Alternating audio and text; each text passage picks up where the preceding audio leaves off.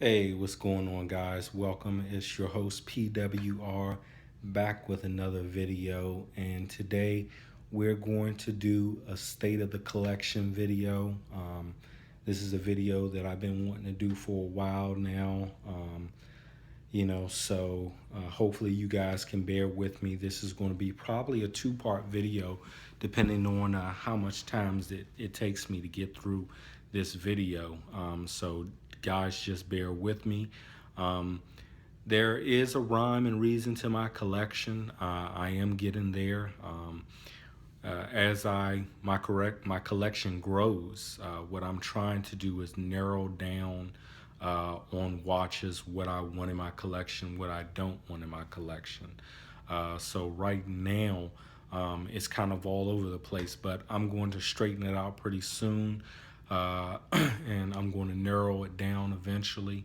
And maybe in the future, I'll get rid of some of my watches so I could purchase other watches. But I pretty much plan it. At first, I planned to have maybe about 50 to 60 watches. Then I just thought that would be too many watches.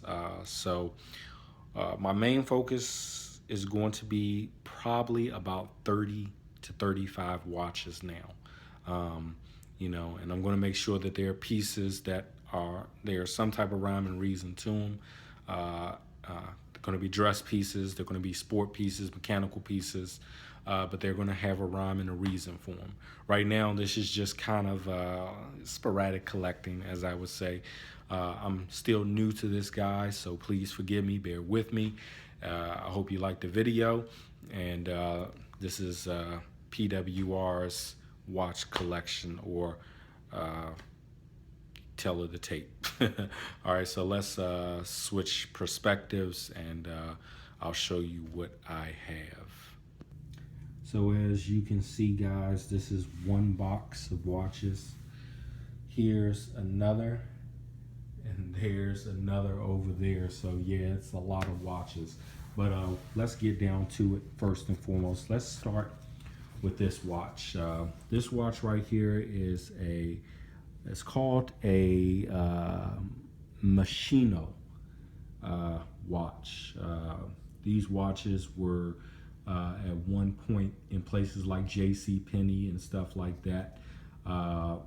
This particular watch, I believe, my aunt got from Kmart or J.C. Penney. I'm not totally sure. The reason why I still have this watch is because my aunt Barbara, who is no longer here with us, this is a watch that she got me.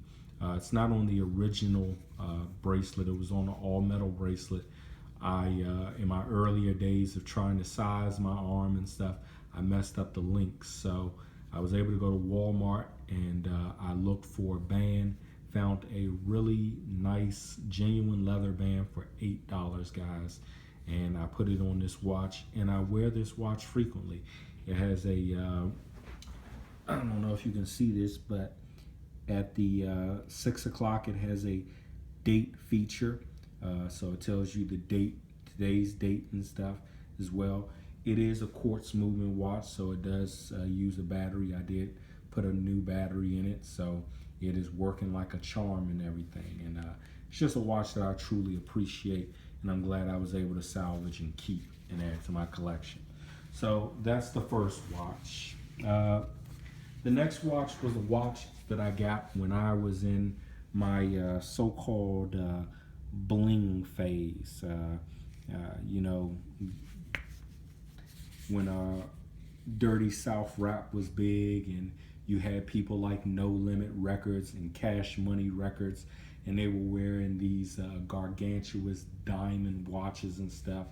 And a lot of people capitalized on that because everybody wanted to be a Cash Money millionaire or a No Limit soldier, and they wanted to act like that and wear the stuff that they could. And this stuff like this that you could go to the mall and probably pay 30 or 40 bucks from was what you came close to. And me living in DC, when that took off, you had a lot of girls that thought you were fly when you wore a watch like this. So this is a watch that I always kept. It's fake, but it's a nice watch. This is a watch that I do plan to get rid of eventually and stuff like that. But it's a nice watch. I took the old battery out and put a new one in. It works. I've worn it a few times and stuff like that. But it's a nice laid back and chill watch altogether. The light is not really doing it justice. Next is a most recent acquisition. This right here is one that will definitely stay around. This is a vintage Timex watch. It is a hand winding watch.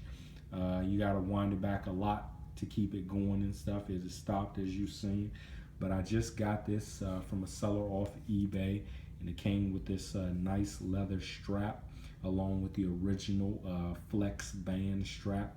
And it's just an all-around nice chill watch. When my wife saw it, she was like, wow, I want that, I want that. I was like, no, not this beautiful watch right here. And as you can see, it's just a really beautiful watch. Harkens back to Timex in their earlier days, their days when they were just making some wonderful timepieces. I believe this particular timepiece was made in Great Britain, so just phenomenal right here to have a wonderful watch like this to add to the collection. The next watch I have is a watch that's sentimental to me because a brother in my congregation